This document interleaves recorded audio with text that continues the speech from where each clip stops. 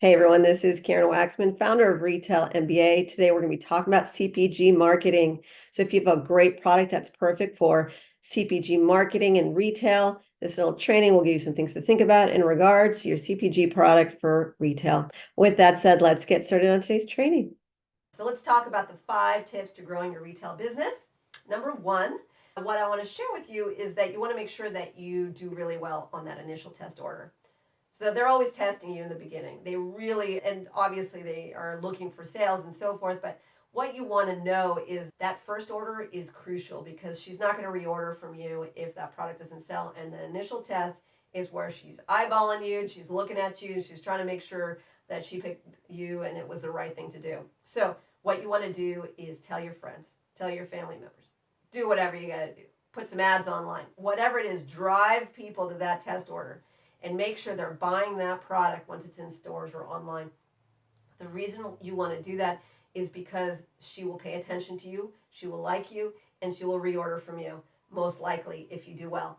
Now, some people say, Karen, but that's a fake test. I'm helping her out, and that's not real, and I don't want to give her false expectations. And I'm here to tell you that you got a one shot here, and you can look at it however you want, but ultimately, she's not going to reorder from you, so you got nothing to discuss. You want to help her along the way because that could be the difference between her making a ton of money and you making millions of dollars and so forth in the long run. So do what you got to do. It doesn't have to be expensive, but you got to help her out because that'll help you out in the long run. And anyways, I see a lot of people silly. They don't help her out, and then the deal's over and they ruin the opportunity with that chain store. So you want to help and tell people that your products are in their stores or wherever it is. The other thing to do is to let her know about new products shortly after the thing starts selling. So you're helping her out, people are buying the product, it's exciting, she's interested in you. During that hot time, that exciting time, let her know about other products because you want to try and onboard other products that she wants to buy more stuff from you. It's very well known in our space that the buyers will love on you if you make her money and she'll want to buy more things from you. So let her know. Some people don't tell them that, they just focus on that one product.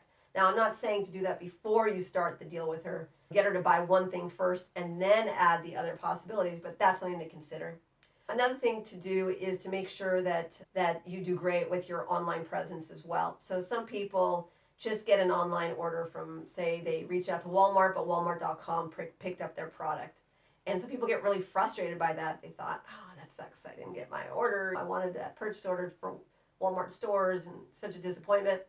Here's the deal, guys. That's an equally as important offer as Walmart stores. You may not have made as much money as you hoped because it was online, but these buyers are working closely together. The Walmart store buyer is separate than the online buyer. They're looking to see if your product's selling. And so many times people just ignore the online visibility of all those things, but you don't understand that millions of people are coming to their websites. This is a whole new audience for you. Number 1, it's good for you anyways. And number 2, it'll help you get into stores a little bit later on. So don't ignore that test. Make sure that you're doing well. Send people to review your product. Maybe drive some traffic, add traffic to it. Do whatever you got to do. Make sure that test goes well online as well. Don't ignore that. And don't think it's a bad thing. It's an amazing thing because it gets you one step closer to working with a chain store. Another thing is that you want to help the retailers along with some marketing efforts on your end. I had one client who's really good at search engine optimization. He's just so good at ranking his products on Google, like on the first page or whatever your skill set is, take a look at that. Like for his case, one of the things that we were able to tell the buyer when she was looking at his product was, hey, I'm really good at ranking products on the first page of Google. I could actually swap our link out for your link from Walmart or whatever that retailer was. And so people will know about your product on Walmart because of the fact that we did all the work, it's on the first page, and we'll just swap out links so Walmart will be shown as the place to buy this product. The goal here is ultimately just to get you thinking about if you're really good at marketing in any way, utilize that to your advantage because it could be the difference between you getting the buyer to pay attention to you or not. In his case, he didn't know much about retail, but he certainly knew about internet. And so he was able to convince the buyer that he could help her sell because the links that he could have placed on that website could be Walmart's links and so forth. Why wouldn't Walmart want to leverage his success online for their benefit and so forth? Things like that. It's fun to think about. And the final thing is get other retail buyers at other brands to buy. So once you get, I see this all the time. So say you worked with CVS, right? You rocked it with CVS, you did things right, you're listening to me, you're making sure the test goes well, whatever it is that you did.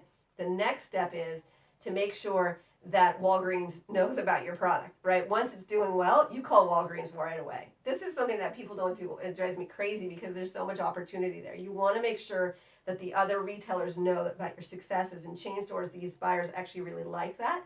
And you want to leverage the success of one retailer for another.